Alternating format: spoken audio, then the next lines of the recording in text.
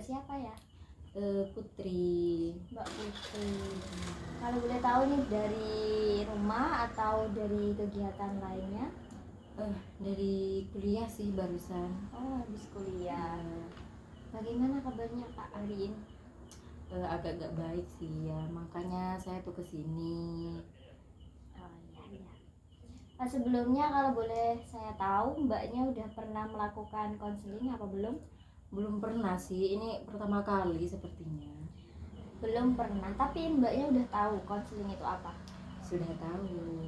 Ya, saya jelaskan kembali ya. Ya. Konseling itu sebuah proses pemberian bantuan dari konselor kepada konseli. Nah, di sini saya sebagai konselornya dan Mbak Putri ini sebagai konseli. Di situ konselor itu untuk mengarahkan atau memberikan sebuah solusi dari masalah yang Mbak Putri alami. Seperti itu. Saya juga mau memberitahu bahwasanya proses konseling itu mempunyai batas waktu, yaitu 30 sampai 45 menit ke depan. Jadi semisal nanti masalah Mbak Putri belum bisa terpecahkan, kita bisa melanjutkannya di lain waktu atau besok lagi ya.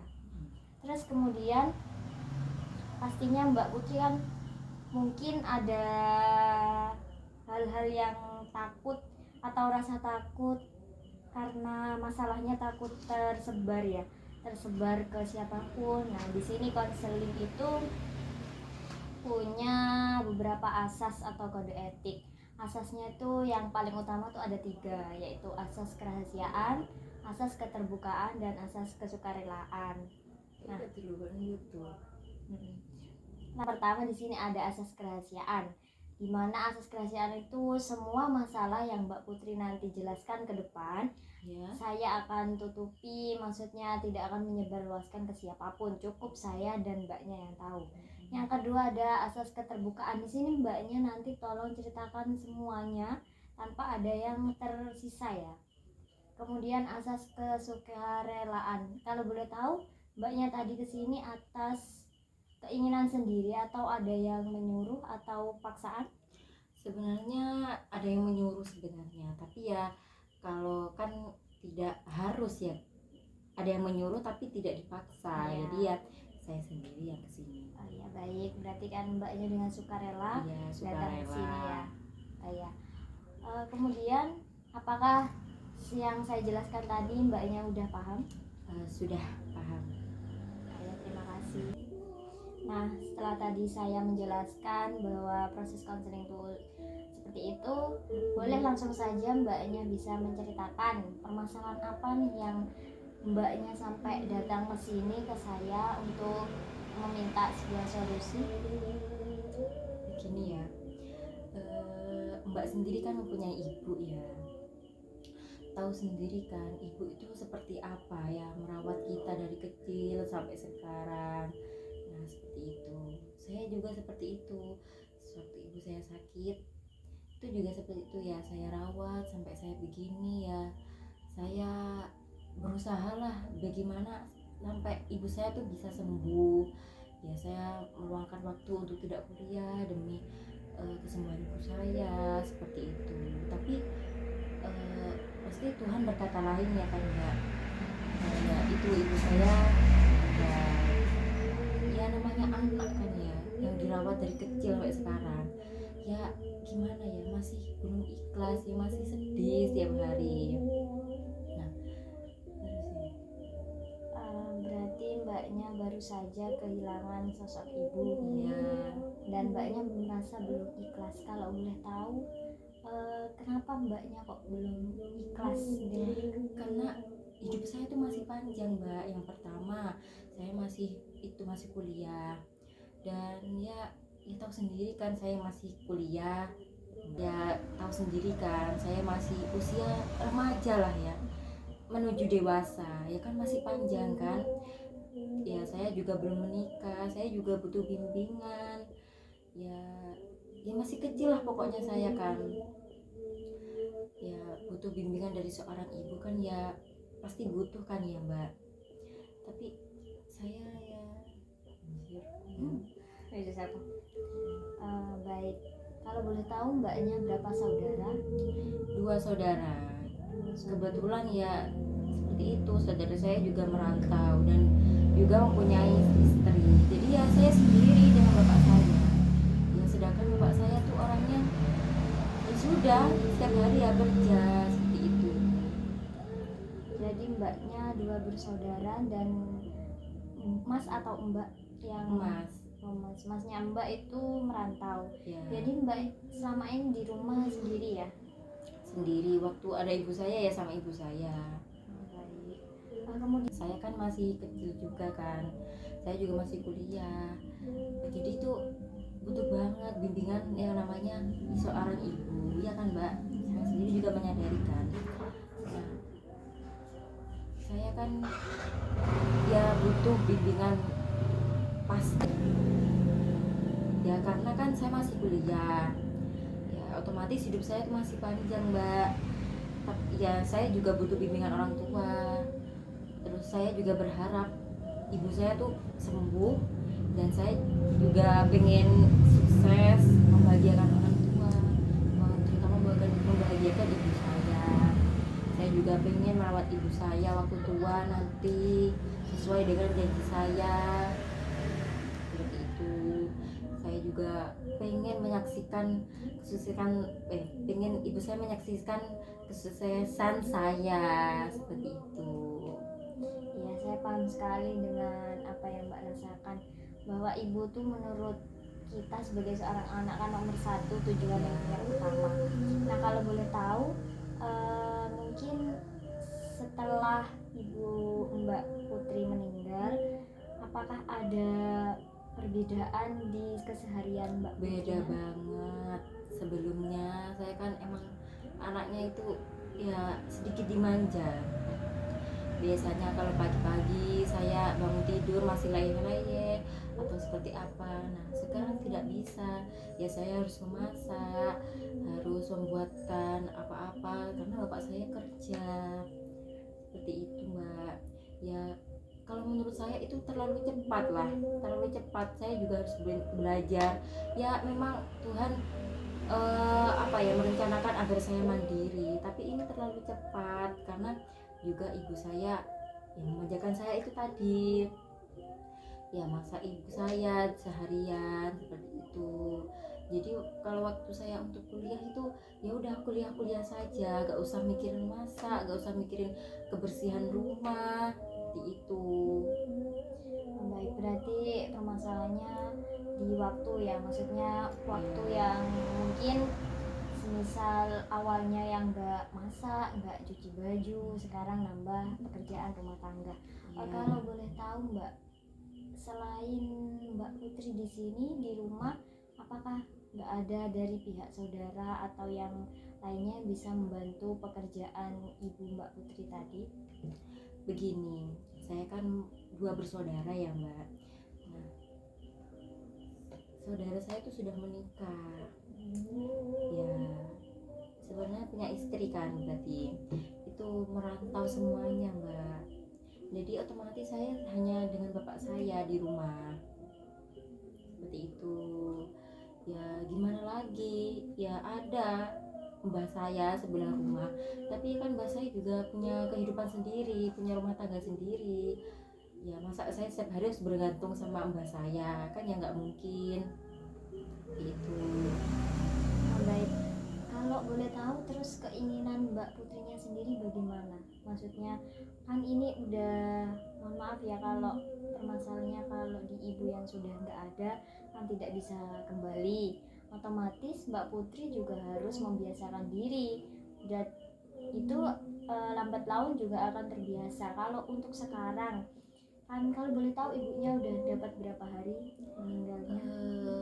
Mungkin 10 hari Mbak, masih 10 hari. Masih bentar banget ya. Ya, Otomatis itu kan masih belum terbiasa. Itu keinginan mbak Putri ke depannya itu apa? kalau keinginan saya ke depan sih ya saya pengen gimana ikhlas kalau ibu saya itu sudah tidak ada. Lalu yang kedua saya bagi waktu. Keinginan saya ke depan adalah ya bagaimana saya bisa ikhlas kalau ibu saya itu memang sudah tidak ada. Lalu membagi waktu bagaimana saya bisa kondusif untuk ke depan untuk kuliahnya. Apa namanya, kan saya kuliah mulai jam 12 sampai sore seperti itu. Baik, berarti di sini mbaknya masih belum ikhlas ya. Kalau Iya. boleh tahu apa yang membuat mbak itu sedih? Banyak sekali mbak, banyak sekali ya. Itu seperti tadi, karena kan saya dimanja ya, itu jadi masih kepikiran seperti ini.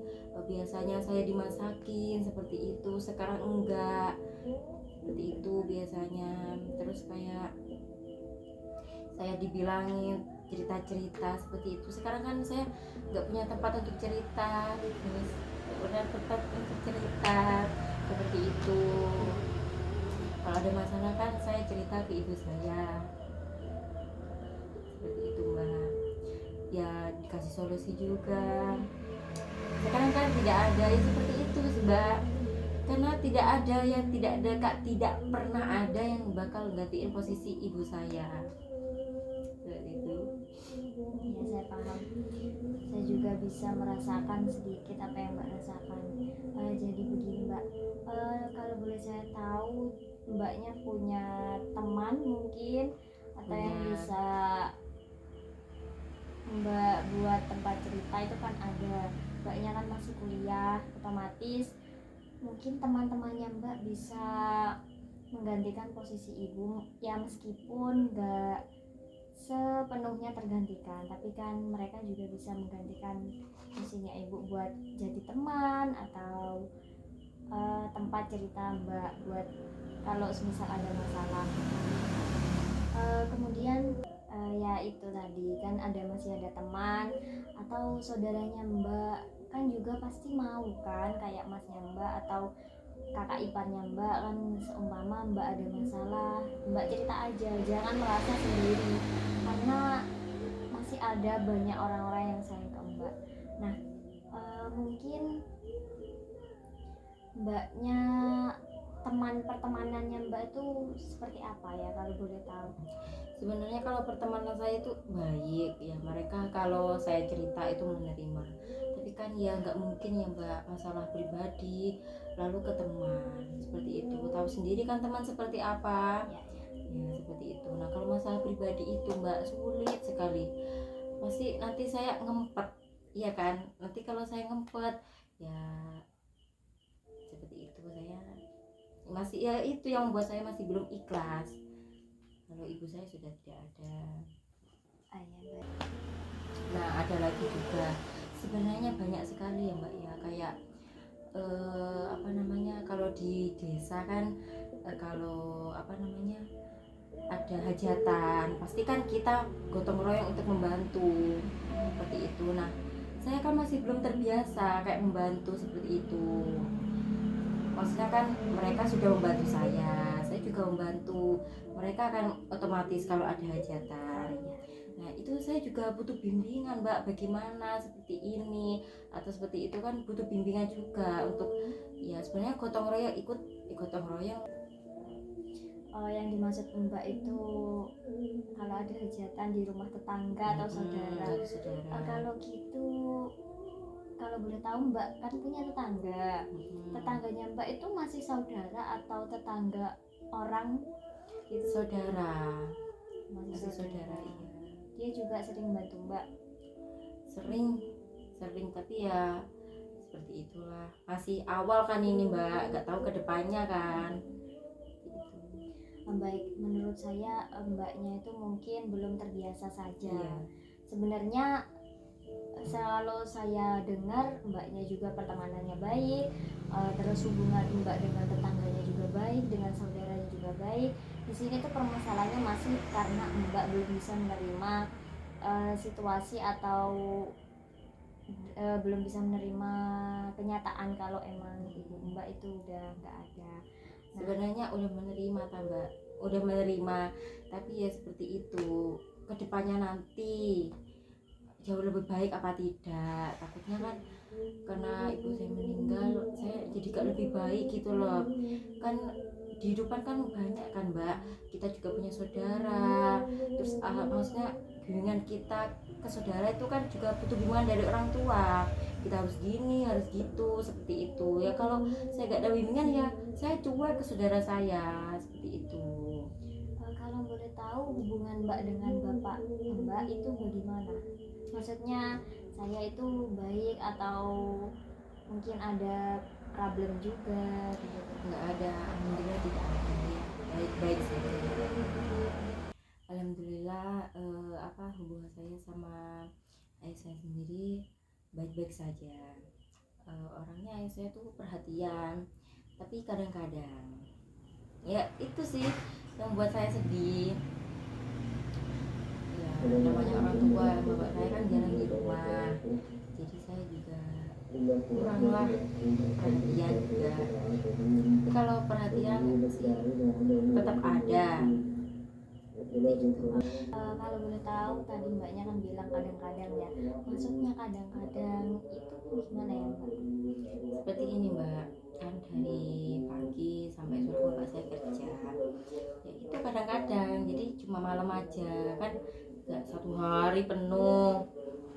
Seperti itu, tapi mut-mutan kan modelnya itu Mbak saya. Terus itu menurut Mbak Putri sendiri itu Mbaknya kurang perhatian atau sudah cukup dari bapaknya? Perhatian sih perhatian Mbak, tapi masalahnya saya malu karena saya kan nggak dekat dari dulu, dekatnya ya sama mendiang ibu saya. Baik, bisa saya paham. Baik, saya paham dengan apa yang Mbak tadi bicarakan. Berarti di sini kembali lagi di sini tuh baik bisa saya pahami bahwasanya di sini memang sosok bapak dan ibu tuh beda ya. Iya. Saya sendiri kadang bisa merasakan. Jadi kesimpulan dari Mbaknya di sini tuh yaitu tadi belum terbiasa. Terus Mbaknya mungkin ada harapan kedepannya buat diri Mbak itu seperti apa? Apa ya? Ya saya bisa jadi orang yang lebih baik lagi, dan kalau bisa saya bisa meneruskan untuk menjadi ibu saya seperti itu. Baik, setelah saya memahami cerita Mbak tadi, saya bisa menyimpulkan mungkin setelah kalau boleh saya ingin Mbak Putri itu menuliskan apa harapan Mbak Putri ke depan, karena di sini banyak kan orang yang nggak bisa menceritakan secara lisan, tapi mungkin nanti di tulisannya Mbak bisa secara terbuka. Keinginan Mbak ke depan atau planning Mbak ke depan itu seperti apa? Setelah saya perhatikan dan saya dengar, saya pahami tadi permasalahan Mbaknya, saya ingin Mbaknya tuh lebih terbuka lagi. Maksudnya Mbaknya udah cerita tadi, tapi mungkin ada beberapa ungkapan yang nggak bisa Mbak ceritakan secara lisan. Saya ingin Mbak menuliskan sebuah harapan Mbak ke depan atau planning Mbak ke depannya itu seperti apa. Sekarang Ya Mbak, silakan. Boleh ya Mbaknya menuliskan? Iya, nggak apa-apa, emang seperti itu Mbak. Iya. Oh ya. Oh apa? Kira apa judulnya? Masa di sudah ini Mbak, ini saja sih menurut saya. Baik, sebentar ya saya baca dulu.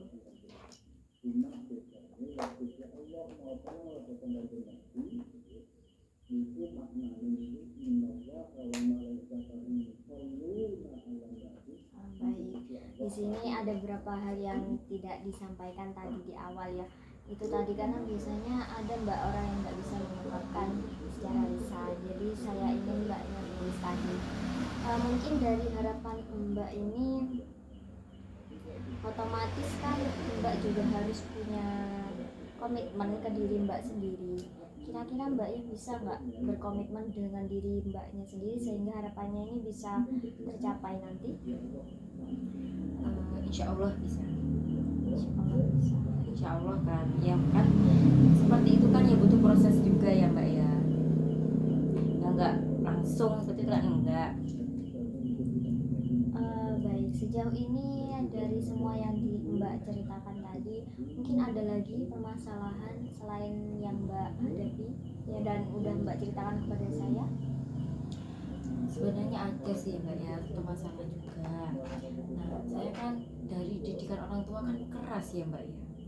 Didikan orang tua ibu saya itu keras.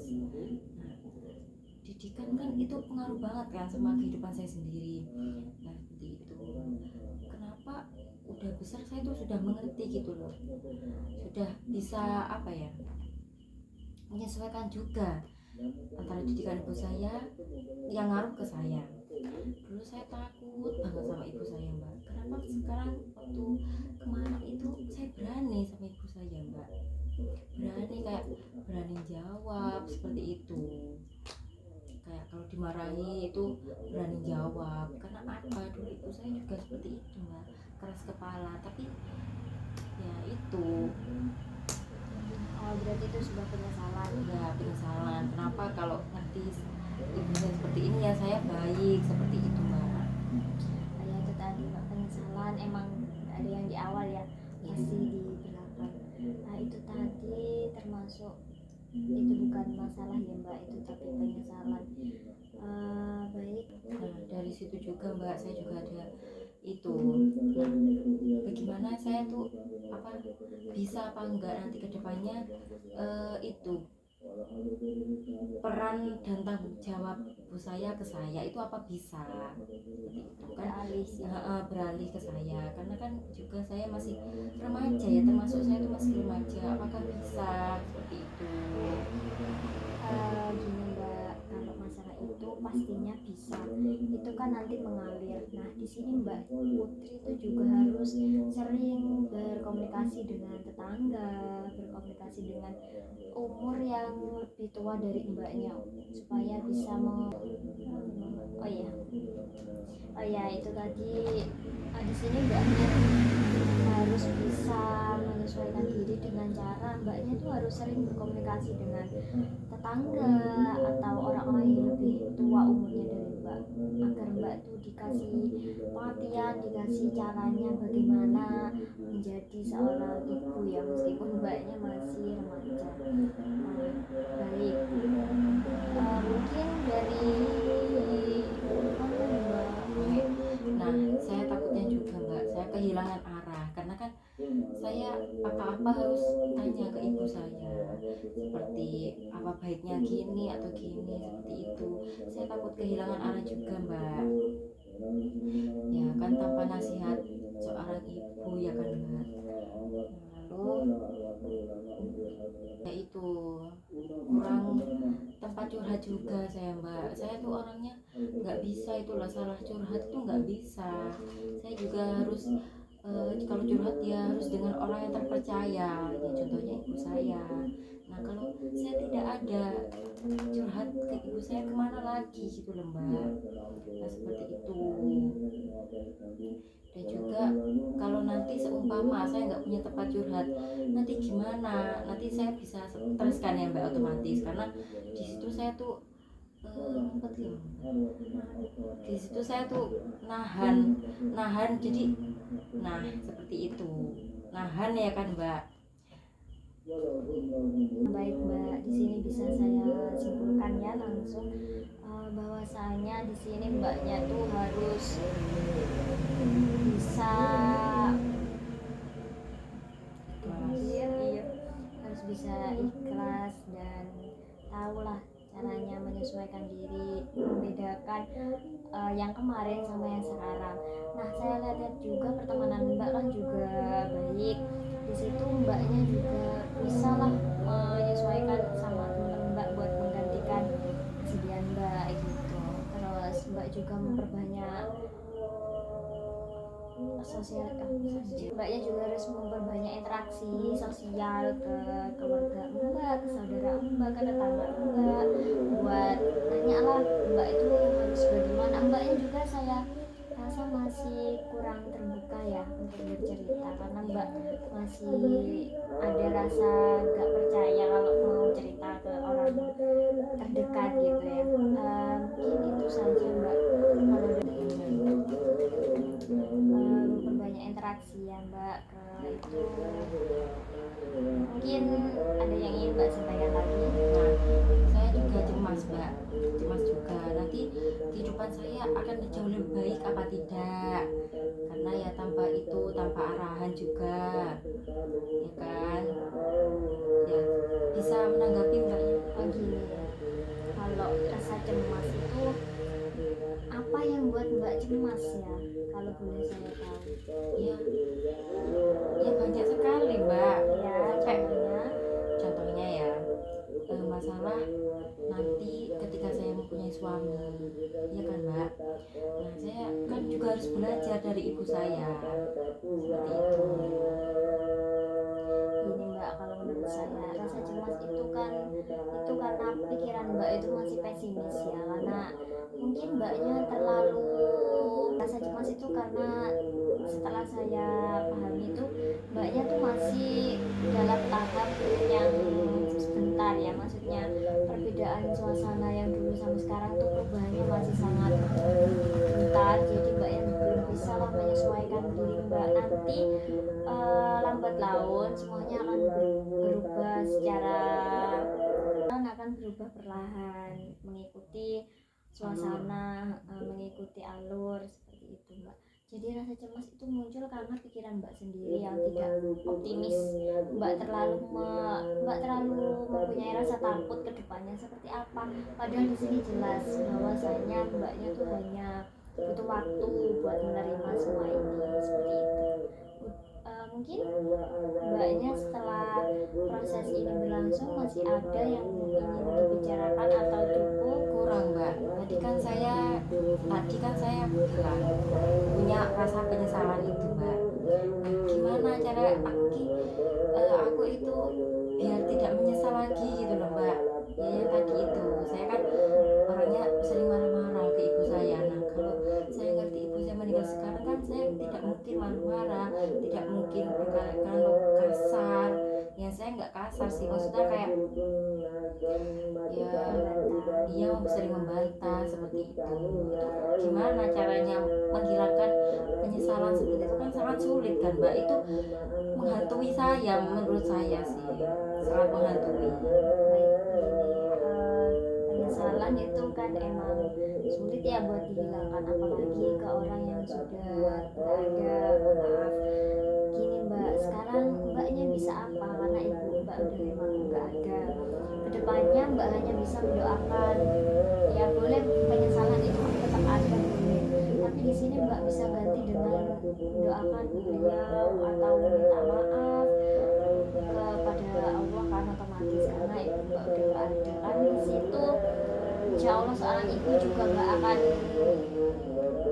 seorang ibu tidak akan mungkin tidak memaafkan kesalahan mbak.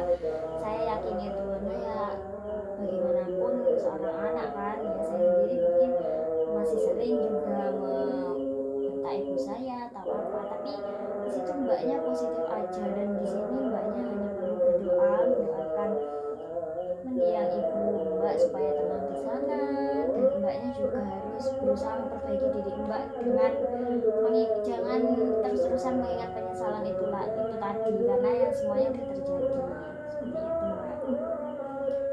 Ada lagi mbak seperti ini.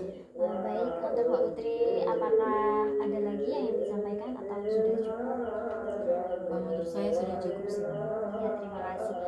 Boleh kalau nanti ya kertas ini harapan dan planning mbak ke depan nanti bisa mbak tempel ke lemari mbak, kaca mbak, atau tempat-tempat yang sering mbak lihat ya, nanti biar bisa buat penyemangat atau apa ya, keinginan mbak itu kedepannya harus bisa tercapai seperti itu ya. Ini mbak bisa mbak.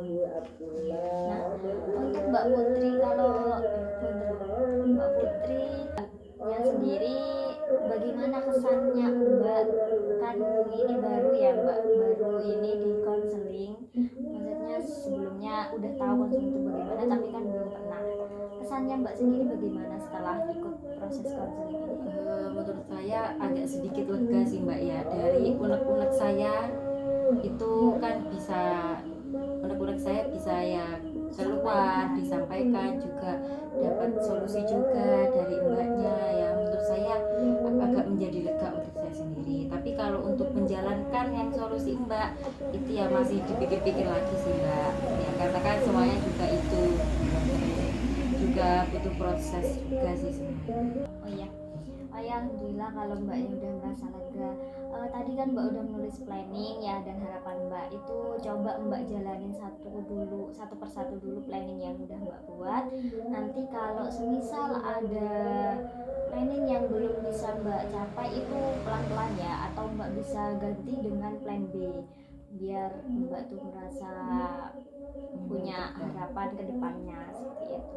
Dan itu mbak pesan saya, mbak lebih sering lagi apa ya, menumbuhkan rasa mbak itu bisa kok cerita, mbak itu bisa kok menyampaikan, karena memendam itu juga menjadi salah satu faktor mbak itu berpikir pesimis, karena apa yang ada dalam perasaan mbak itu nggak bisa tersampaikan seperti itu.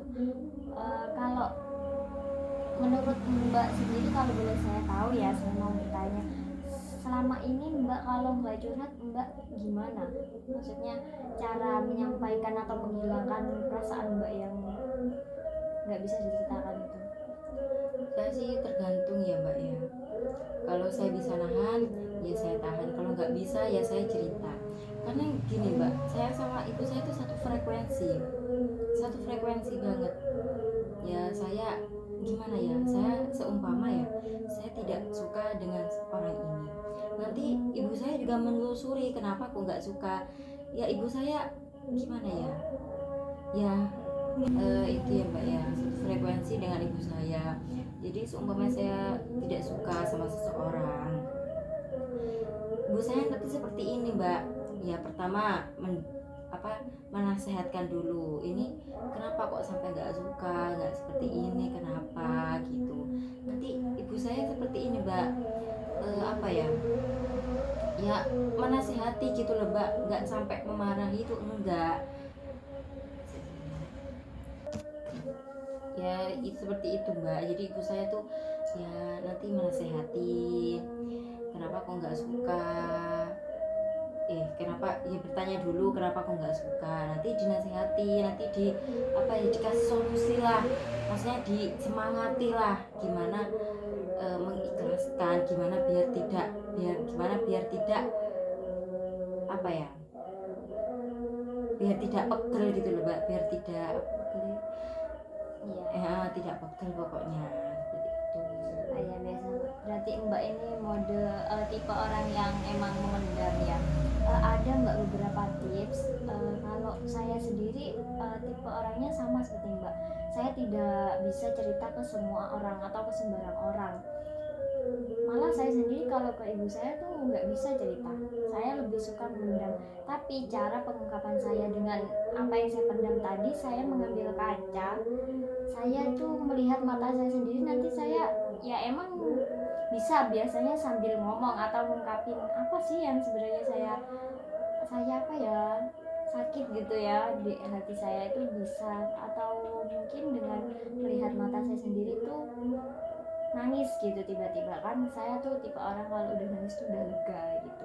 Mungkin mbak Putrinya bisa mengikuti tips saya tadi, bisa diterapkan lah, mungkin jadi salah satu cara buat ngungkapin apa keluh kesahnya mbak itu dengan tanpa cerita dan ke orang lain seperti itu. Baik, saya rasa konseling kali ini udah cukup, dan semoga mbaknya puas dan lega setelah bercerita ke saya. Dan saya sampaikan lagi, apa yang mbak sampaikan nanti tidak akan bocor atau tidak akan diketahui oleh orang-orang lain, cukup saya dan mbaknya yang tahu, jadi nggak usah khawatir. Mungkin itu saja, mungkin ada yang disampaikan lagi mbak?